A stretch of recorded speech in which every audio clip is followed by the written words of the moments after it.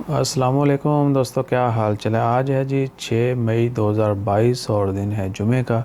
तमाम दोस्तों आपको जुम्मा मुबारक और उम्मीद है कि आपका दिन अच्छा गुजर रहा होगा और आप जुम्मा की नमाज़ के लिए तैयार होंगे। वक़्त पे जो है जुम्मा की नमाज़ अदा कीजिएगा और सूरत काफ़ का विर्द करना मत भूलिएगा।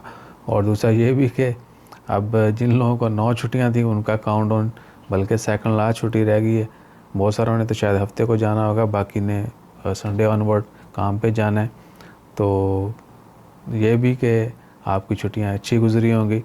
और दूसरी एक और इम्पोर्टेंट चीज़, नमाज़ें, बाकी इबादत और जो भी चीज़ें हम रमज़ान में जिनकी केयर करते हैं वो उसके बाद भी, रमज़ान के बाद भी लाजमी है।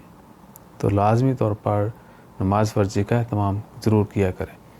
और उसके अलावा ओमान की ख़बरों में वीज़ा के हवाले से है और एक दो और ख़बरें हैं, वो अलहदा वीडियो में शेयर करते हैं। अपना ख्याल रखिएगा, दुआओं में याद रखिएगा और हमारा ख्याल रखने के लिए लाइक शेयर सब्सक्राइब कीजिएगा और एक ख़ुसूसी दुआ कीजिएगा हमारे लिए कि हम कैमरे के अंदर देखें। प्लीज़, जज़ाकल्लाह, अल्लाह हाफ़िज़।